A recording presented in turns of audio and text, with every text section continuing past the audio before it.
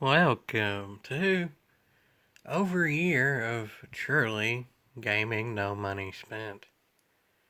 Meaning, I've not spent a cent in any type of gaming whatsoever, whether it's for the games, for the consoles, for how to play them, any of it. None.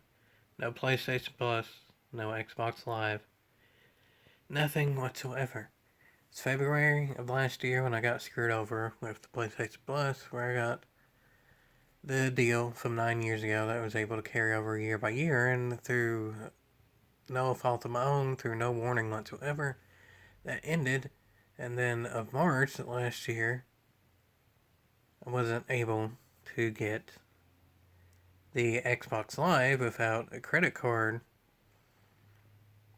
anymore, even though I specifically paid a little bit of the extra of the Xbox Live points, which theoretically, because you're gaining those points, you shouldn't need money associated with that anyway, and thus no credit card. I wasn't able to get that, and from what I can tell, it's still the same now. There's no reason to go for points if you don't have a credit card associated with the account, even though in the good old days of slightly over a year ago, that still worked. So yeah, now we're into April of this year, so yeah, it really and truly has been in all systems and all ways over a year of gaming, no money spent. To begin with the games in general, frankly, in the last year, there hasn't been anything I wanted to get. Like, straightforward. I mean, I guess of all the games to come out of last year, maybe if anything, they would have considered on like a big discount, which inevitably they always do. Usually by the end of the season or maybe year, it'd be no more than about $15 to get like college football 25 or something because it's the first one out. But given that Kentucky football ain't exactly the Danish right now, EA hasn't been a Danish in like 20 years. And if, and it should, the Xbox Live were to still work, I could just get enough points for Ultimate, which includes EA Play, and then I could get to play college football 25 for quote unquote free, grinding those points through that. And given that that's been a whole year, and that's probably the most of even what I considered, and there's plenty of reasons why I'm perfectly fine I didn't get it anyway, that's not particularly the best of looks. And honestly, that goes with anything. I mean, even playing the game as well, like getting a PlayStation 5. I will probably do a straightforward video of it, of even a remote reason of getting a PS5 in the future, but over this last year, like, I haven't missed that at all. I mean, really, about the only things that have been added of games I play is a little bit more of the Sophie AI being used here, just recently being added of it.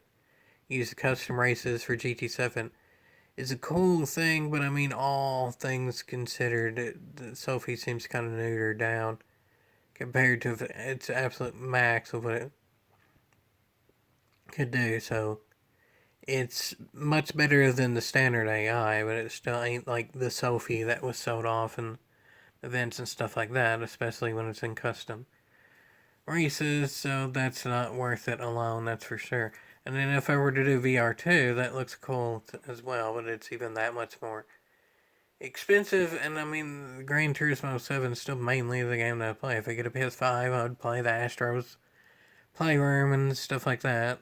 Free stuff associated with it. But in terms of getting other games, that's probably not all that much.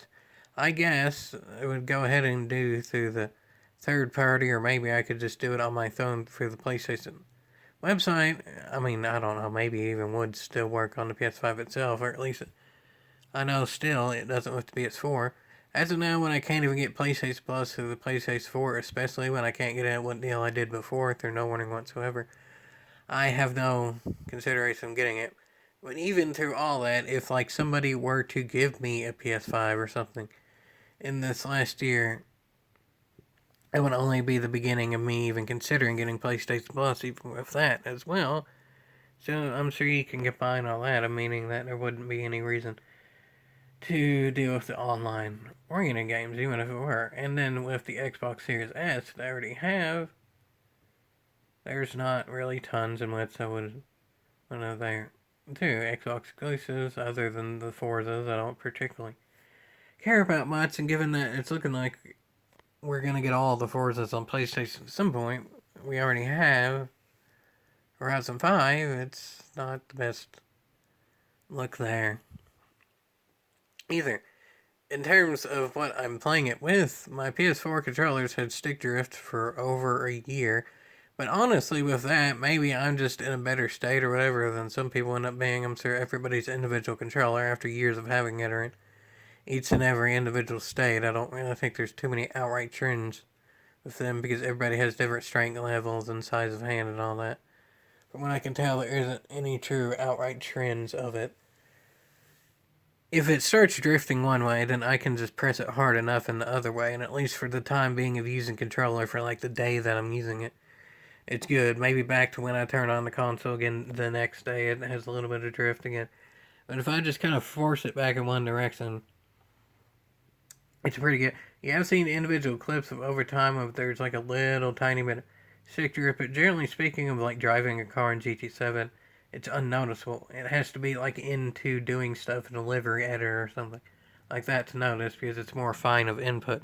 So I can be driving a car for 100 miles in GT7 and not notice it, and then going to the livery editor, and that's the first time I really see it, or something along the lines of that, depending on the game. It has to be much more fine motion to notice.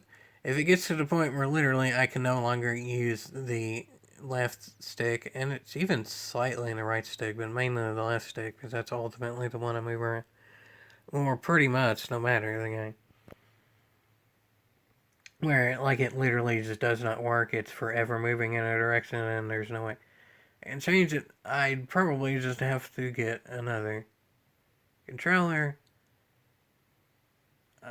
I mean, theoretically, I could probably map out individual stuff to where I could pretty much ignore the controller. I could call it to where that's what I would use to shift up and down, but then I'd just run automatic transmission, so it would become irrelevant or whatever.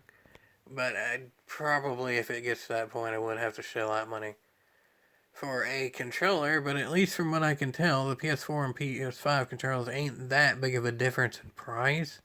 And I have to do research as well, but at least from how I understand it as well, a PS5 controller would run on a PS4 fine, at least from how I understand it. So if I were to get a controller from on, unless I can go get a very great deal somewhere or another, I would just get the PS5 one. Of course, the DualSense wouldn't work when playing it on a PS4, but still, if I only have to pay slightly more for that newer and I would hope theoretically better controller, I might as well just do that. And it has a built-in mic, so I mean, maybe that could be something with recording. And again, I'd have to do research with that. If I could pay very slightly extra for a PS5 controller, and then I could use its mic to record with a direct capture video on PS4 and then put all that together through Sayer Factory. Again, I'd have to do research. I don't know if I could. That in general would be worth the price for a new one. Again, I'd still look for a deal first, and best case scenario is what's currently going on. Watch me end up jinxing myself for the PS4 controller. Certainly doesn't work the daniest, but it works good enough to where I don't think it's particularly affecting me in like doing uh, time trial laps or whatever it may be in GT7. And honestly, of all the games, for the more playing the actual game itself and not just side stuff like livery or menus or whatever it may be. In terms of the TV, like I said a few years ago, I actually switched TVs before my PS4 was connected to the newer TV in the living room, but then once the PS3 completely became out of circulation, no reason to really have it, I just went ahead and switched that the newer TV to where I mainly play. But that newer TV is still 13, 14, something like that years old. So it's newer than the other one, but it's still old, and there's not that much difference really even between the two. It's still just standard 1080p nothing special type TV.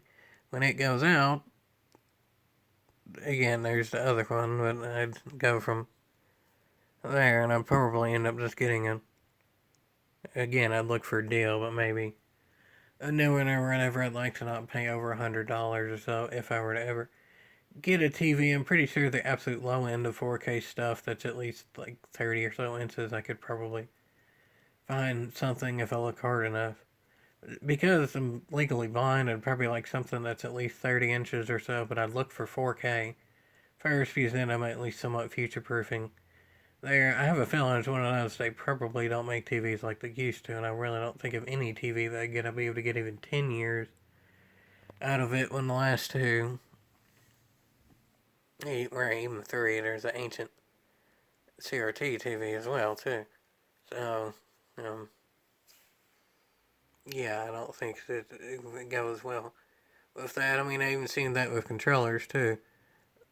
With the PS3 controller, the one that I have now is in bad shape. It works. It can turn on PS3 and it can function it, but not so much for competitive gameplay. But in terms of being in decent shape, it probably made it like 5 or 6 years. When this like PS4 controller I have, it's probably on its like third year and it already has 6 years. So in all those circumstances, it's definitely a. They don't make it like it used to, and with the PS2 controller, that I'm pretty sure is at least 15 or so, probably even more than that. It was around 15 so years of getting that controller. I don't think it was even made new back then. And if I even remember correctly, I think I still have two PS2 controllers. There's only one working PS3 and only one working PS4 controller. I think there's still two working PS2 controllers, and those are in even better shape. They rattle and they don't sound the daniest, and it's slightly sticky, and they need wiped off and stuff. But the PS2 is fine. In terms of the Xbox controller, it doesn't particularly look the dandiest of it, where I just keep it plugged in, and I've told that story too, is where I don't particularly have the money or the time to really deal with batteries every pick a time. I just found a third party which to plug it in, even though even a first party, it still has the correct hole in it to theoretically show you that it can be plugged in. I think in its first party way, it's so that it can receive information and all that. It's a quote unquote smart controller, and it helps with like its updates and stuff like that. Yes, on the Series S, and I have to assume X as well. The controller itself has updates. Oh boy. The future. This just means more waiting for updates. That's all that future is. Most likely those updates are just a spy anymore. But the point being is I don't use batteries for it, so the bottom or whatever the hole the battery's in, I think if I looked hard enough I could find it, but that's been gone for a while, and it's probably used a bit cleaning and all that. But in terms of its controller use, it's still fine. There's no outright stick drift. It certainly doesn't feel like it's like tight and it's new feeling as when it was new, but I mean, even that, I think it's been going on for 4 years now. Not quite, but getting pretty close to it. Of getting the Series S because I predicted correctly, is back then I got it because I didn't really think that the price would be dropping given the economy and all that. And at least from what I can tell, it's correct. I'm pretty sure, I haven't done research specifically, but I'm still pretty sure that the Xbox Series S now is about the same as it was when it was pretty much new, so I called that pretty well.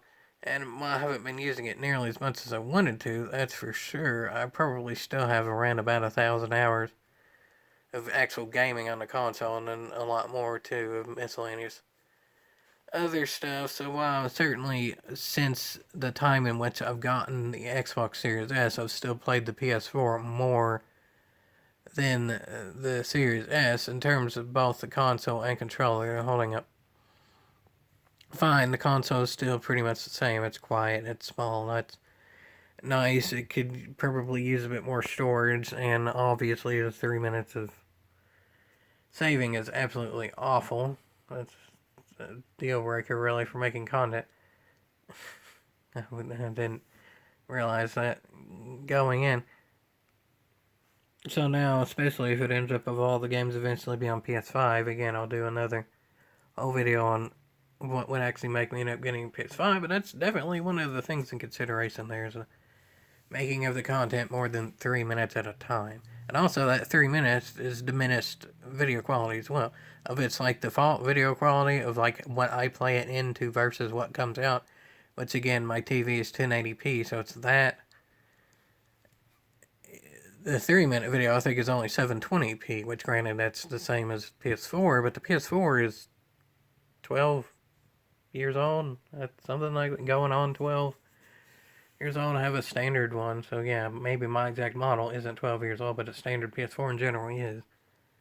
And even my PS4 is not the newest.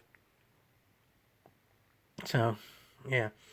In terms of like the consoles themselves, they're fine. They're holding in there. Remember, this is the second PS4 of them on. The first one, the disk drive, broke completely, and it was an older model, so it only had, I think it was 250 gigs of storage, so I couldn't really use it that much of a playing the digital games.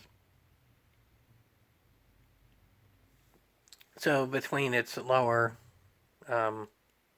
storage space and the disk drive not working, I pretty much had to get a new one. Quote unquote new, meaning still the standard at a time, but still.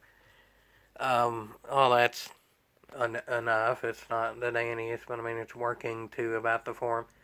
I figured, and then obviously, like I've said many a time before, there's theoretically gaming on PC, but my literal PC, like the one that is a full computer, is ancient. I'm pretty sure at this point it's over 15 years old. So there are games on it, but I'm not even actually sure I could play those games. And now that I think about it, on it might even mean a disc. I'm not even sure if that means digital.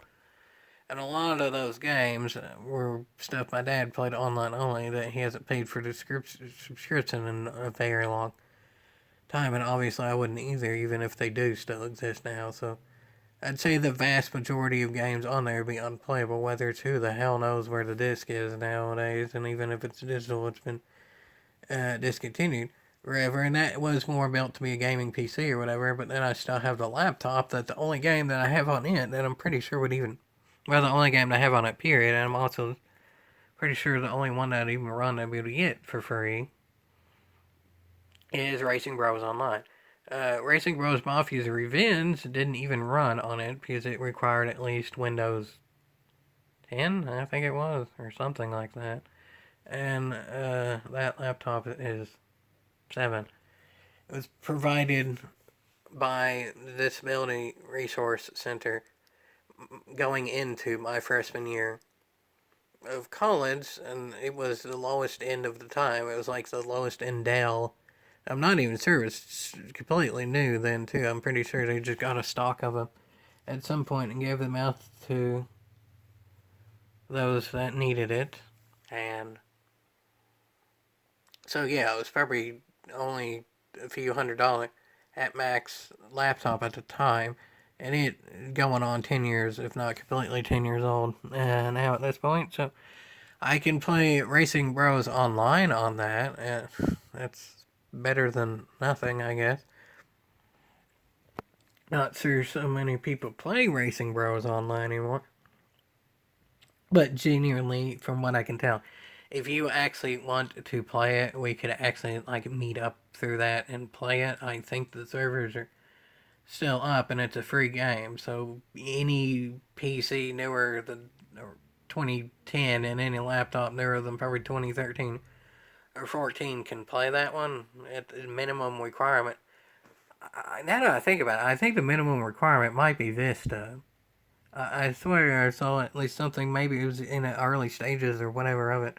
But I swear at some point I even saw Vista on Racing Bros Online. But 7, I think, might be what it is now. So as long as your PC is, or laptop or whatever, it's 7, then you're good. And that, I have no idea for Steam Deck, but yeah, you can get it through, I think you can either get it for Steam or there's actually Racing Bros website, either or. Works for that, I think. Or at least back when I got it, it did.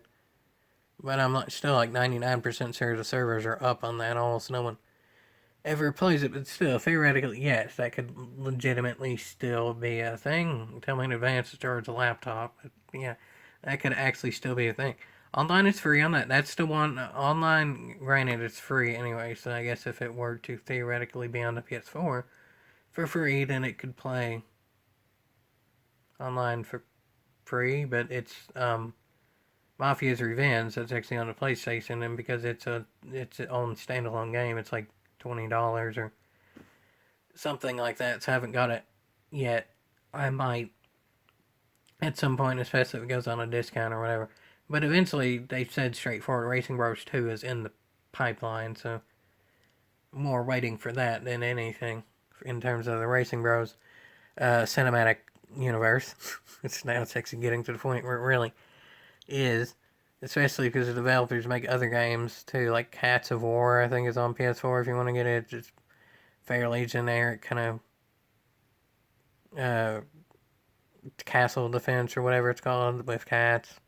And I think even that there's a little bit of lore in that, like some of their vehicles look like the Racing Bros trucks and stuff, so they actually kind of have created a cinematic universe of the four Gladiator Studios or whatever, which the vast majority of that's owned by Racing Bros. The original Racing Bros on PS4 has, I think, going on 5 million players now total. Of course, who knows if it's active, but like 5 million total, which even for a free game, that's still a great amount, really.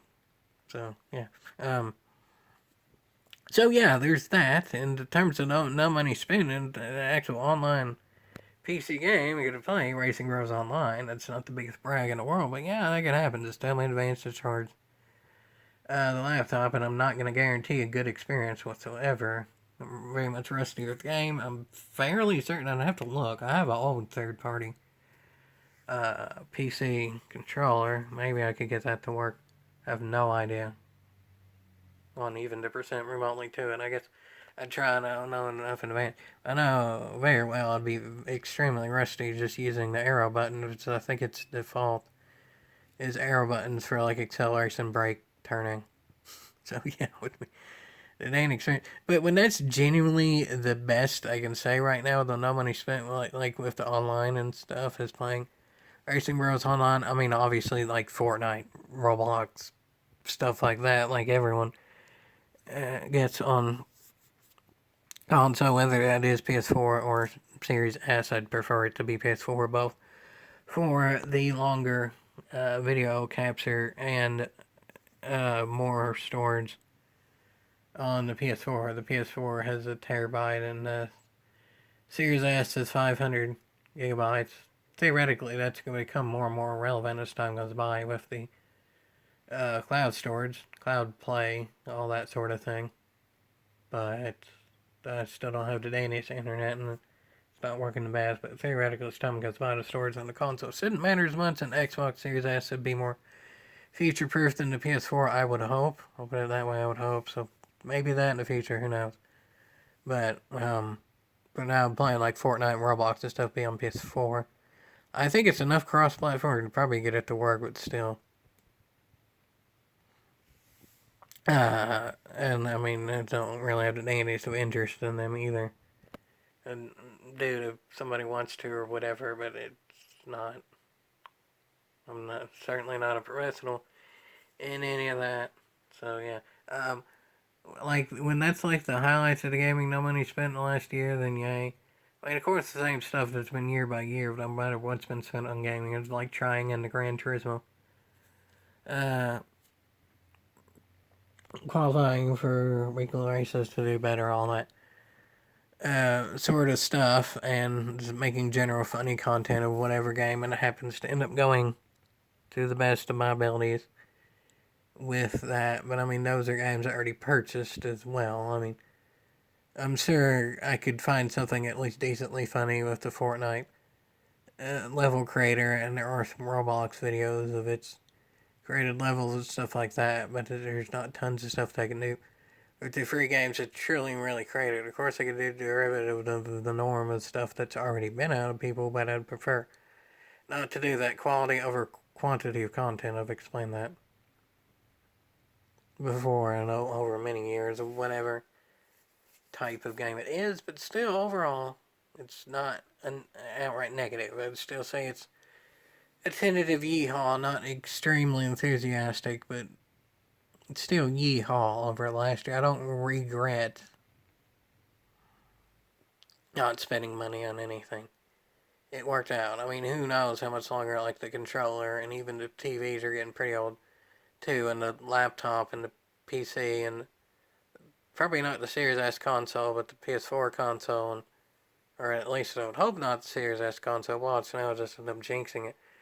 But it works. So that's a lot of the things that might still be working 10 years down the road, might not be working a week down the road. It's pure crapsuit with that, but let's see. And even though I'm not playing games on it, I haven't played a game on a phone in a long time. I guess this can kind of be how I end the video. I mean, even if the recording of the gameplay of my phone was good for the time, it's a Samsung Galaxy S7. S7. So, I don't think my phone specifically is, but I'm pretty certain S7 came out going on, if not completely, 10 years ago. So, yeah, I got mine 7 or 8 years ago or something like that. I did a video straightforward of it. I think it might have been a bit over 7 years, but not quite 8 years from what I remember correctly ago. And I did a video saying straightforward I have the new phone. But, I mean, in terms of what I use it for, if I absolutely need to, I can record in 4K, but that's pretty much irrelevant. Because recording of a TV in 4K doesn't make it actually truly really 4K because the TV is 1080p. The direct capture looks better. Recording animals in 4K, I have the channel for that, and wink wink nudge. That's for that and all that, but Odyssey can't handle better than whopping 640p.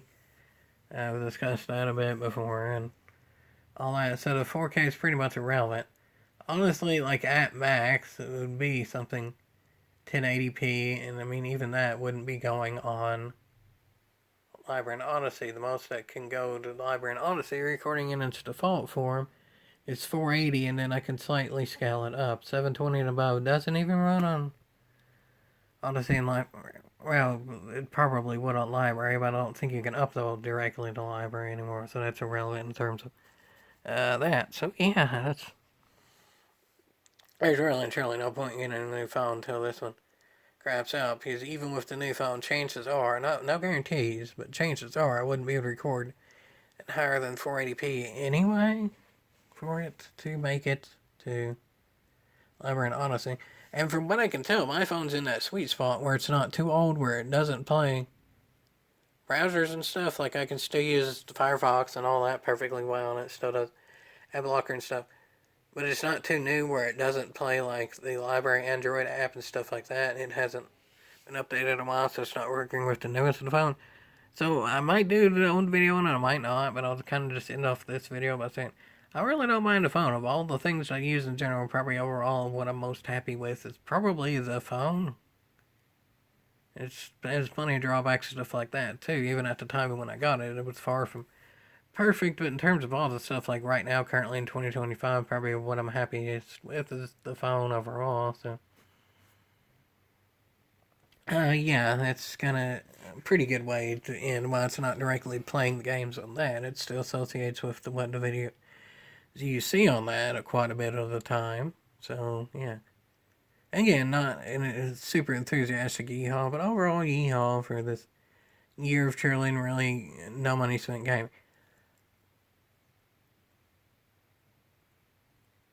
When I was a kid, my dad would probably get at least one video game a year. I mean, we were far, far, far from rich, so a lot of the times when you get games, they were used to begin with or whatever. But I'm pretty sure throughout all years of my life, early on,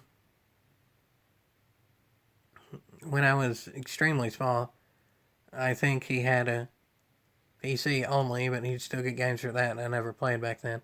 And then, quite early on, we had Sega Dreamcast, which that Dreamcast is actually still somewhere. Who knows if it works? I don't even know if the modern, quote unquote, modern TV, I've discussed TV run it, but Dreamcast still there. And then PS2 onward, y'all know about. I told those stories pretty much every year. You'd probably at least get a game for it. Not to mention all the other stuff too. If a controller goes out or getting a new system or a new TV or whatever it may be. So that would go solidly to like 2013 when he went crazy, told that story and all that. And then I'm pretty sure 2014 onward it'll get games. Late 2014 is when I got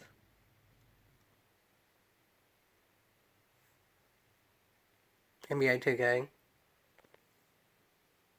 15 and GTA 5 bundled with PS4, so that was a big purchase there. I don't remember what two games I started with. I think that's right. Right when I got the PS4, it was NBA 2K15, and it was bundled with GTA 5. That sounds right. 2015, I got Drive Club and a few others. Drive Club's the main one I remember. 2016 was the Crew Wild Run, and throughout all that time too, or actually like, 2015 after a bit. I didn't get it quite when I got the PS4, but not long after I got PlayStation Plus. So no matter how you want to word it, for that time through 2024, I was playing for PlayStation Plus. I'm still even year by year got games. 2017 with GT Sport. 2018, I think was like Need for Speed Heat or something like that. 2019, I got NBA 2K19 on sale. What's that regret? Rip to that. 20, I got. I have to think about that. I definitely got some. I think that was Goat Simulator. I think 2020 might have been. You can go back in the videos and look at that, but I think it might have been Goat Simulator. 2021 is when I got the Series S. 2022 was GT7. 2023 was. I'm pretty sure I got something on 23. Was, I think NASCAR Heat. That sounds right. And then 2024 onward of doing the money spent. So yeah, there's that. And well, that's not the absolute Danish. I'm not gonna act like I was ever rich or anything. Spent tons of money on it. Still, year by year, throughout my entire life, never did this before. Whether it's my family or whatever it may be, never did this. So now that we're here, I don't particularly regret it. I'm not gonna say in other years I wished in hindsight I did it or didn't or whatever. But at least for this past year and a bit in general, I definitely don't regret it. So overall, yeehaw. I have no idea if I'm doing it the next year, though. I'd like to say GTA 6 is going to come out this year. I'd like to say Wreckfest come out within a year, stuff like that. So we'll see, folks. We'll see.